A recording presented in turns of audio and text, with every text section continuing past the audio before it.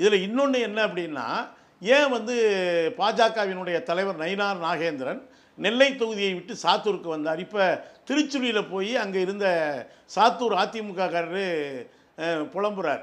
என்ன வந்து எனக்கு இப்படி திருச்சுழியில் தள்ளி விடுவாங்கன்னு தெரியல. ஏன்னா அங்கே திமுக சார்பாக பலமான வேட்பாளர் அமைச்சர் தங்கம் தென்னரசு போட்டியிடுகிறார். நான் சாத்தூரில் நிற்கலாம்னு நினச்சேன், என்னை கொண்டாந்து திருச்சுழியில் தள்ளி விட்டாங்க அப்படின்னு அவர் புலம்பியிருக்கார். எங்கள் கட்சி தலைவர் எடப்பாடி பழனிசாமி தான் திருச்சுழிக்கு தள்ளி விட்டார் அப்படின்னெல்லாம் சொல்கிறாங்க. இதை பொறுத்த வரைக்கும் காந்தி மீது கடுமையான அதிருப்தி இருப்பதாக சொன்னார்கள். அவருக்கு இடம் கிடைக்காது என்று சொன்னார்கள். அவர் இந்த பட்டியலில் இடம் பெற்றிருக்கிறார். அதுபோல் தமிழிசை 2 மாநில ஆளுநராகலாம் இருந்தவர்.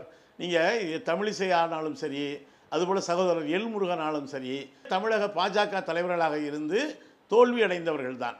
எல் முருகன் இந்த வேல் யாத்திரையை ஏற்கனவே நடத்தி அவர் காலத்தில் தான் முதல் வேலெடுத்து ஆடி பார்த்தார். அது கதை ஆகலை. நம்முடைய சகோதரி தமிழிசை அவர்கள் எங்கே போனாலும் தாமரை மலர்ந்தே தீரும்னு சொல்லிக்கிட்டு இருந்தாங்க. அப்புறம் மலர முடியலைன்னு ஆளுநரெல்லாம் போயிட்டு வந்து மறுபடியும் இப்போ மயிலாப்பூரில் நிறுத்தி வைக்கப்பட்டிருக்கிறார். ஆனால் அண்ணாமலை இவங்கெல்லாம் சொல்கிறாங்க, சுற்றி சுழன்று பணியாற்றுவதற்காகவே அண்ணாமலைக்கு அவர் என்ன புலம்புறாரு? நாங்கள் பாஜக தோற்பதற்கான தொகுதிகளையெல்லாம் அதிமுக கொடுத்து விட்டது என்பது தான் அண்ணாமலையினுடைய குற்றச்சாட்டாக இருக்கிறது. சொந்த கட்சிக்காரங்களுக்கு எதிராகவே அதிகமாக சூனியம் வைத்தது அண்ணாமலை என்பது தான் அந்த கட்சி தரப்பிலிருந்து வருவது. மற்ற கட்சிக்காரர்களை விட சொந்த கட்சிக்காரங்களுக்கு எதிராகவே வளர்வு பயன்படுத்துவார் என்பதற்கு பல ஆதாரங்கள் அவர்களுடைய ஆதரவு பத்திரிகைகளிலேயே கடந்த காலங்களிலே வந்திருக்கிறது.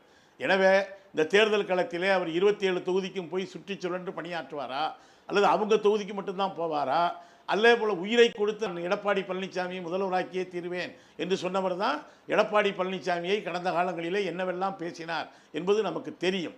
இந்த பாஜகவினுடைய அந்த வேட்பாளர் பட்டியல் என்பது அவர்கள் கட்சிக்குள் ஒரு கடுமையான கோஷ்டி பூசல் இருக்கிறது.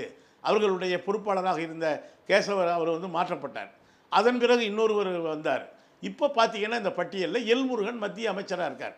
அவர் அவிநாசியில் போட்டியிட வேண்டும் என்பதற்காகவே அதிமுக முன்னாள் சபாநாயகர் தனபாலை தவிர்த்திருக்கிறது. அவங்க சொல்கிறாரு, என்னை அவமதிக்கிறாங்க அதிமுகவில் அப்படின்னு முன்னாள் அவர் சொல்கிறாரு, நான் அதிமுகவை நான் தான் காப்பாற்றி வச்சுருந்தேன், அந்த ஆட்சியை என்னையே பழி வாங்கி விட்டார்கள், என்னை யாருமே கண்டுகொள்வதில்லை. ஏன்னா எல் முருகனுக்கு சீட்டு தரணுங்கிறதுக்காகவே அவிநாசியை இவர்கள் இங்கே கொடுக்காமல் இருந்திருக்காங்கிறதெல்லாம் இப்போது தெரிகிறது. இப்போ கோவை தெற்கிலிருந்து வடக்குக்கு மாறி இருக்கிற சகோதரி வானதி அவர்கள் ஒரு கேள்விக்கு பதில் சொல்ல வேண்டும்.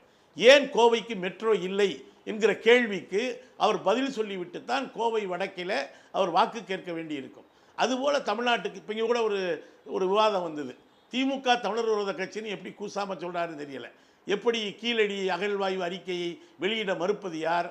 திருச்சியில் இருக்கக்கூடிய அந்த பாதையை இந்தியிலேயே பேரெழுதி வைத்தது யார்?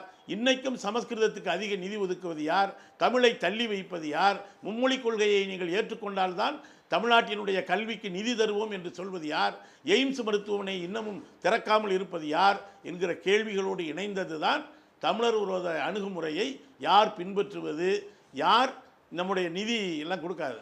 எனவே பாஜகவுடைய வேட்பாளர் பட்டியல் அதற்குள்ளே இருக்கிற கோஷ்டி பூசலை அப்பட்டமாக வெளிப்படுத்தி இருக்கிறது.